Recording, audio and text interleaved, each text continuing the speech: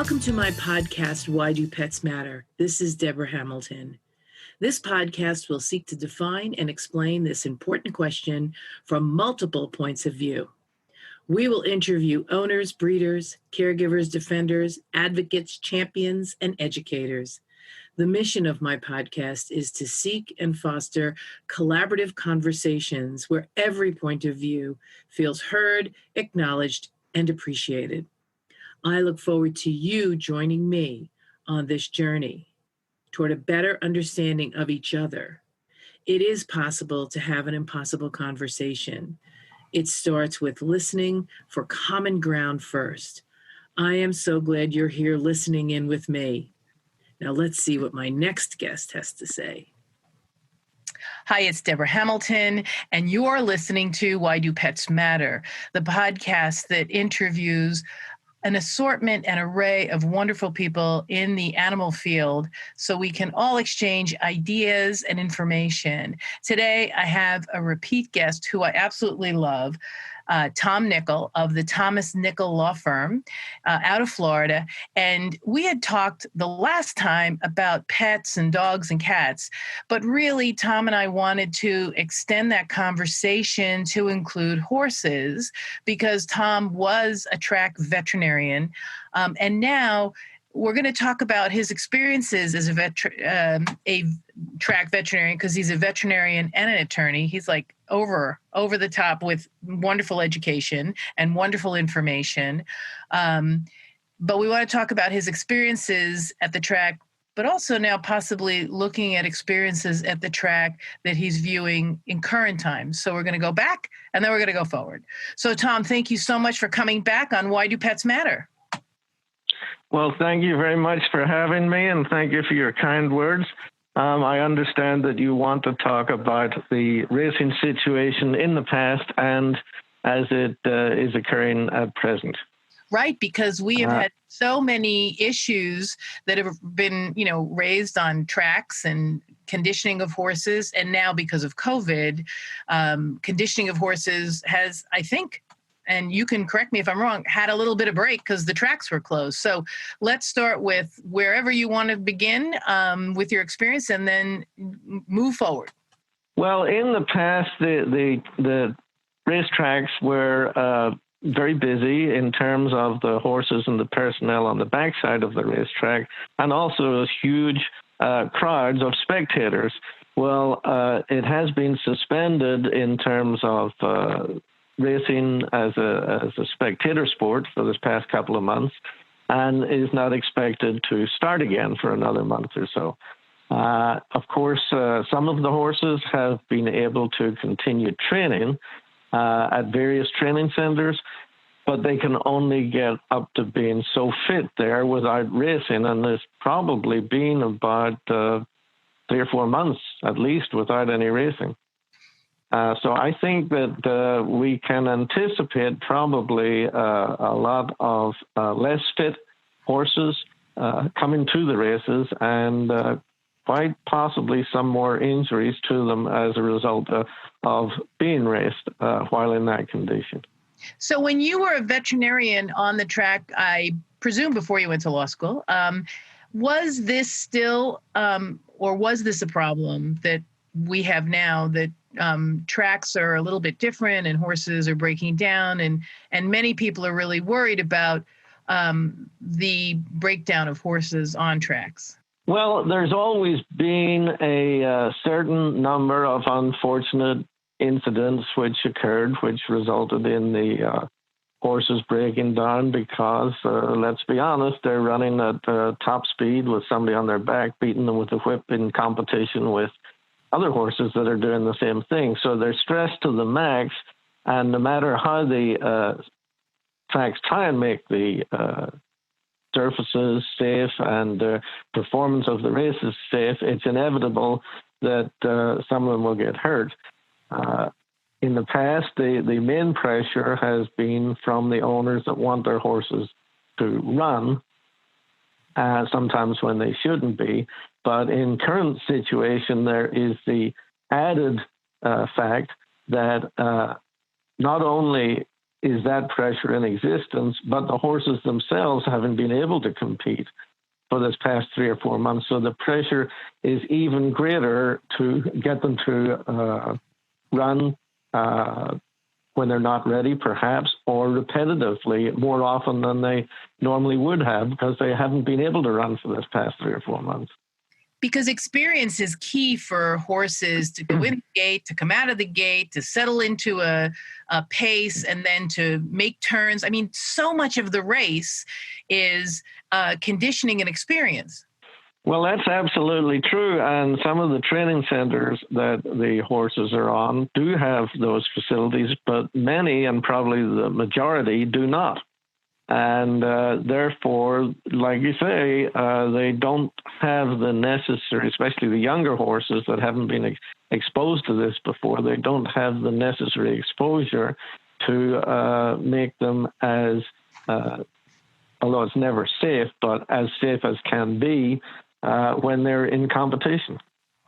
Yeah, it's difficult to even imagine. I think that there is a discussion that's been had about different surfaces. And when you were at the track, what was it that you heard about surfaces? And now that you're an attorney and looking from a different viewpoint, the surfaces have changed, and are they getting better, or are they doing their best, which I think they're trying to do their best, but is it working? Well, that's an interesting question, because the traditional track is basically a sand, dirt track. And then they tried an artificial surface at one of the racetracks here in Florida. That resulted in a lot of sore horses. They also had different artificial tracks, which were all the rage on training centers because they drain better and they give a better cushion to the horses. They even put some of these in some traditional race tracks, and they have since, after having them for 2 or 3 years, decided that really it's not so good. And there have been some major race tracks, I believe Keeneland is one of them, that's put it in and taken it out again. Yeah. So it is a factor, but there doesn't seem to be any great improvement. There has been some research from the University of Massachusetts, which indicated that it wasn't so much the surface, but the lack of gradation on the turns that caused a lot of the twisting injuries. And they recommended a bank of, I think, about 25 degrees. Well, the problem with that is no matter what racing surface you've got on with that kind of an angle is going to wash off into the middle of the track. So there have been a number of ideas of how to improve things, but so far nobody has come up with a practical way of how to improve things that consistently serves the horse. I know that there's a huge outcry, to stop racing like they did with greyhounds. But that really, there's two schools of thought for that. How do you feel about that? Before I get into that, let me preface this by something else. We were talking about racing surfaces. Right. The number of injuries on the turf, where horses are in their more natural environment, is amazingly less than on dirt tracks. So that's one thing to be considered. But the problem with that in the situation in this country, where there is racing every day, is the turf tracks cannot handle the load that would be placed upon them on a daily basis 2 or 3 times a day. Unlike in, for example, the UK, which is all turf, but the meetings are only like 1 day every 3 weeks. So the stress that's placed upon the turf is much less. And the vast majority of the tracks there are on turf. I think there are 2 or 3 on dirt, but out of hundreds, it's turf. Yeah, and I'm glad you brought that up, because it is a big difference between turf and I'm going to say dirt, which isn't really 100% correct. But the surfaces on the turf really provide a more natural cushioning, and unfortunately or fortunately may provide slower times than the turf. Is that maybe a motivating factor, or am I completely wrong? And you can absolutely correct me. Well, I wouldn't say that it would provide slower times. It depends very much on what they call the going, or how hard or fast it is, how much rain there's been, and stuff like that. But if you get a fairly good going, the times are not really bad. Yeah. Yes. So that might be something that should be considered as a middle ground, less racing, which would be nice so that the younger horses have a little bit of a break, and more racing on turf. Well, both of those would be a good idea, but unfortunately, we run up against financial interests of racetrack owners and racehorse owners who don't want to have their horse only run once a month somewhere. It's interesting enough, in the UK, the average horse runs considerably less. Like last time I looked at the figures, was maybe 8 to 12 times a year. Whereas here it's about more than double, about 2.5 times that. So it'd be like 24 times or 30 times versus, say, once a month, because if they're running between 8 and 12 times a year, that's roughly once a month. And if they're running 30 times a year, which is sort of twice that, that's twice a month. That's almost every 2 weeks. Well, that's true, and some horses are fine, but some horses need some time to recover between races. That's one of the reasons why the Triple Crown is so hard to win, because you've got 3 very hard races in a period of 7 weeks.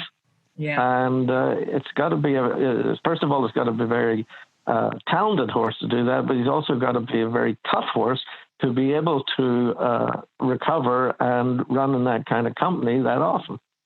I know. And now this year, they're starting with the longest race first.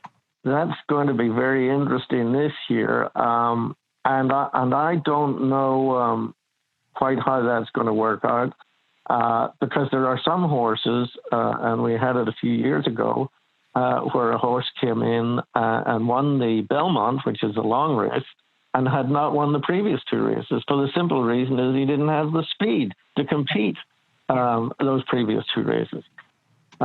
So it will be difficult to predict what's going to happen, but I know in the UK, they've just opened up racing, but it's what they call behind closed doors. In other words, the races will go on, but there are no spectators. Yeah, that's what they're doing here in the United States, too. It'll be televised, but there will be no spectators. Right. Which may make some horses very happy, Tom. That roar of the crowd as they come out sometimes breaks a few of them out in a sweat. That's a distraction. Absolutely. So let's go back to when you were a vet and now that you're an attorney. Are you involved in any sort of discussions or litigation around horses? Because horses are a known dangerous entity. I mean, we're doing racetracks now, but also even pet ownership of horses brings a whole different venue of law into play, because they're seen as a dangerous sport to participate in. Well, there is mostly what I'm involved in is in civil litigation, but not administrative. So as far as the laws and the rulemakings go, I'm not really involved in that. But I do see a lot of either people getting injured or who can be protected under I think this was vaguely what you were referring to, the equine liability statute, which gives protection to somebody that's running a horse activity if somebody who participates in that activity gets hurt, because it's known that horses can be somewhat unpredictable. The other thing that I deal a lot with is, and it's not so much in the racehorse field, but it's more in the show or pleasure horse field, is for one reason or another, people want to get their animal back. Somebody's taken it, they've leased it out, or it's been quite bluntly horse stolen. Right. So we see some of those, and of course we always get a number of veterinary malpractice cases where people either rightly or wrongly feel that the veterinarian has done something wrong which caused their horse to get injured or die. And many times it's not true, but sometimes it is. And let's talk a little bit about that, because a lot of that is driven by emotion and a failure, not of practice by the veterinarian, but maybe communication. That's very much true, both in the companion animals and in the horse field. There's a lot of these conditions could be diffused, as you know yourself, in terms of the extensive mediation experience that you've got. If the veterinarian would just say, I'm terribly sorry, this is what happened, this is what I did, I couldn't do anything more. And then they wouldn't get the owners quite so upset as they are, where they now want to file a lawsuit. Yeah. And that's sometimes thwarted by the legal advice of a defense attorney. Would you agree? I would agree totally. Most of the veterinarians are insured through Zurich. There are a few other ones as well.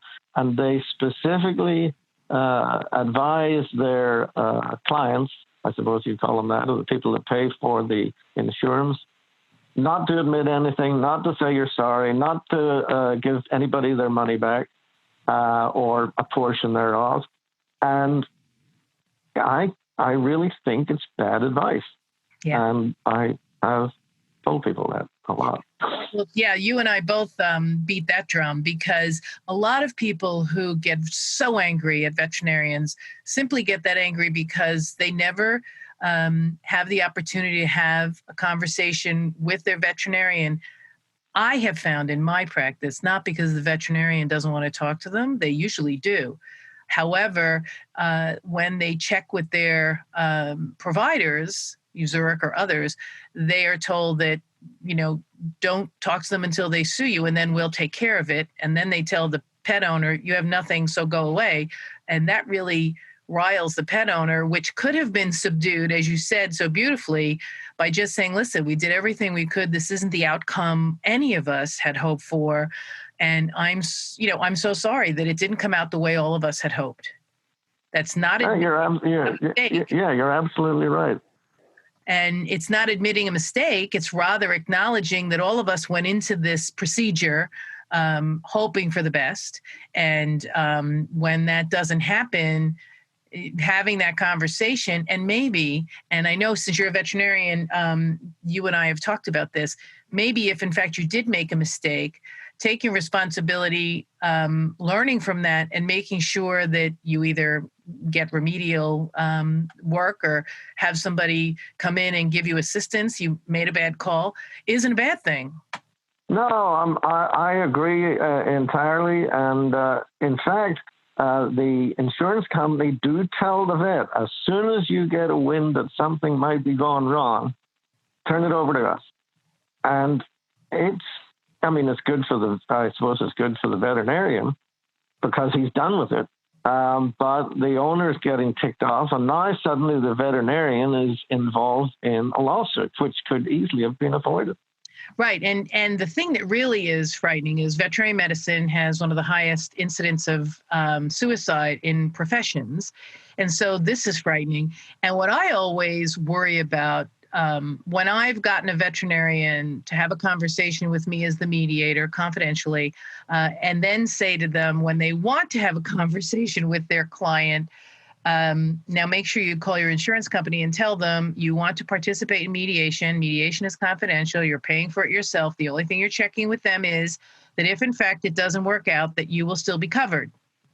And the answer to that is usually do not participate. So for all of the pet owners who are listening, who are angry with their vet for being so difficult to talk to, it may not be your vet, is what Tom and I are trying to gently say here. It may not be your vet's intention not to talk to. I mean, some vets hide behind the insurance companies, and those might be the ones who probably need the remedial assistance. However, most vets do want to have a conversation, do want to acknowledge if something went wrong, and make amends, but are really thwarted by their legal counsel. Yeah, you're right there. I mean, I've had some success calling these guys up and saying, "Hey, Joe, looks like you're kind of messed up here. Can we sort this out?" And usually, about 3/4 of the time, you can. But if it gets to the stage where you're dealing with the insurance company, they can really stonewall you. I remember one that drove me absolutely nuts. It was a dog that was on a heating pad and got extensive burns because he was left on.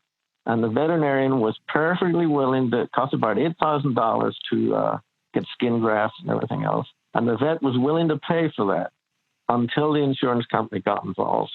And their rep said, well, we're not going to pay for it because there's no proof that the burns were caused by the heating pad. And I said to him, do you mean to tell me that when the ambulance comes to a burning house, they won't treat the person that they comes out in a stretcher without a skin biopsy to show that it was a burn? So there was no answer to that, but the $8,000 turned into $30,000 a couple of years later. I know. And how stupid is that? Because first of all, it stresses the veterinarian. Whether it's a track vet or it's a companion animal vet, when they have their license under review or have someone say, I'm going to sue you, the stress is astronomical. You and I both hold the license of law. You also hold the license of veterinary medicine. And I don't care who we are. If, the court calls or the vet licensing bureau calls, both of us, the hair on the back of our neck stands up. Yeah. That's true. It stands up. So to thwart someone working it out in a way that really serves everyone, because now what I have found is that some of my clients who call who have vet issues don't sue anymore. They just write to the licensing board because it costs the cost of a stamp, and they also go on social media. And so the veterinarian can't even fight because they're told not to respond by their insurance carrier. And yet on Facebook and on LinkedIn and on Twitter, and Yelp, they're being trashed. And a lot of the defense attorneys that I've spoken to say, well, we just tell our veterinarians to get really good clients to put good reviews up.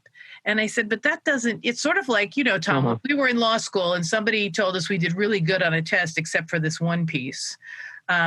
We only remembered that one piece. We didn't remember about all the good stuff that the professor might have said about us. We only remembered that one piece that was bad. So even though you're getting clients to put up better social media posts, that one really tugs at you. Yeah, you're right there. And my usual demand letters, and I must admit there's been a couple that I've just given people the money back and saying, hey, you got nothing here. But the ones that do have something, I usually put that in order to avoid this, that, and the other thing. This is what we think you should do. Yeah. And a lot of times they do. Of course, sometimes, like you say, they just say, hey, I'm going to turn it over to the insurance. And sometimes they really are frightened by the insurance company when they say they won't cover their malpractice if it fails. And, young veterinarians and older veterinarians, that's a scary thing for them. Somebody won't take up your case with the licensing board or won't take up your case in court if this person sues you, if you participate in a pre-litigation discussion. So we just have to shift that paradigm. Now, before we go, I just want to wrap up with the horses. So in the scheme of things, horses have come a long way since when you were a veterinarian on the track, or not? I would say not much. There's a few I would say modern treatments. There is a degree more of administrative oversight and sort of, but not much. Interestingly enough, now of course, I'm pretty old, but I'm not that old. But going way back, the original name for heroin was called horse. Yeah. Because they used to use that as a doping thing. So the progression is obviously there, but there's always something that's being used that can't be picked up by the drug testing. So although the drug testing is in place, there appears to be, it's just a question of them staying ahead of the game. As to how effective these medications are, I don't know, because you can't do controlled studies and that sort of thing to prove it. But I would think, as far as the racing goes, they certainly they do lead in one way. They do lead a very nice life. They're well cared for and taken after. They're not out in the field being eaten by flies. But at the same time, they are in their stable for 23 and a half hours a day. And a lot of times they are being made to run when they really don't want to, for either psychological or physical reasons. You know, that's so important to understand, because if I sit at my desk for 12 hours a day and then get up and take a long walk, I ache. So that would be the same thing with these wonderful, magnificent animals. So it's interesting that medications are sometimes administered that can be detected or have become part of the practice of running horses that now are being called into question. And we'll see if that goes anywhere with Lasix and other things to pull them off the track, pull the medications off the track. And I want to just pull out the three things that I think we really have spoken about today, which is that, you know, tracks are in the business of making money, and so are horse owners. So maybe in the United States, running horses more often, sometimes 30 times a year, as opposed to maybe 8 or 12 times in the UK, can really cause a horse stress issues, both, as you said, mentally and physically, because they really might not have the training they need or the time off they need to recuperate in between races.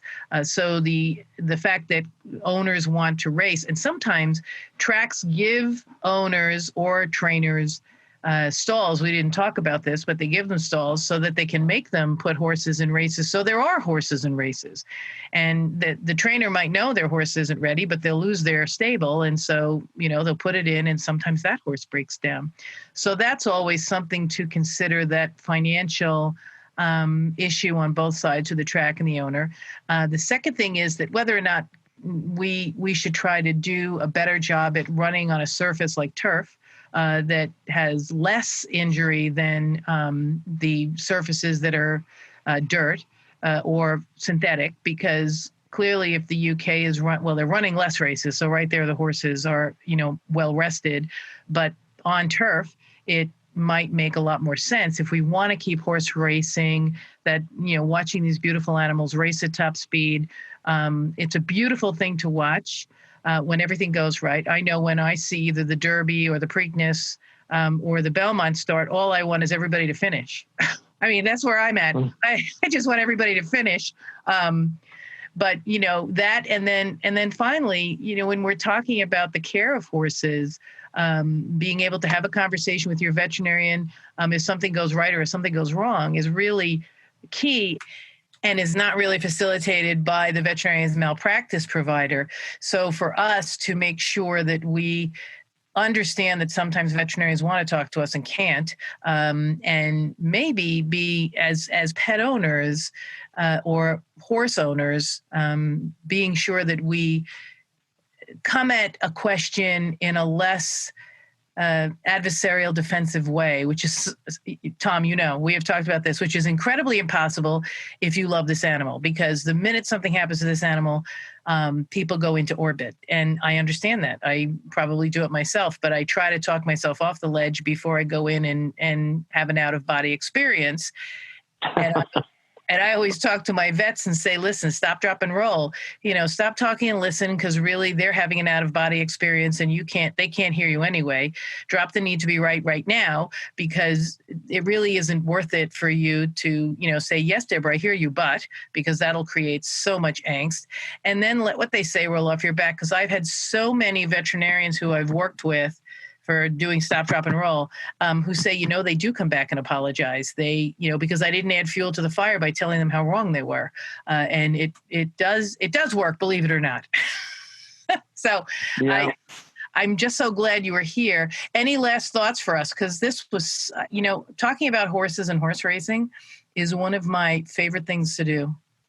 Well, I have something to add. It's not really the horse racing, but I'm also involved in the show horses down in Wellington.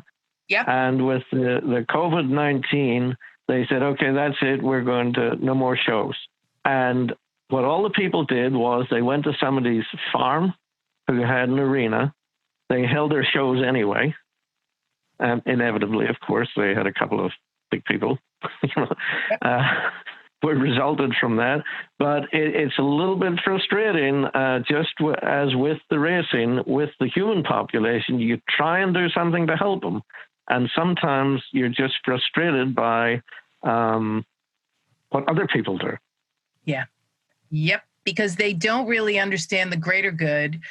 This isn't something that's trying to, dog shows are the same way. So we could talk forever about how people are really angry that dog shows have been canceled and the venues have actually been usurped. So we don't even know if next year we'll be able to do dog shows at those venues. So I can empathize with the Wellington folks, and sometimes moving to another venue sort of begs the question on whether or not you understand why it was canceled.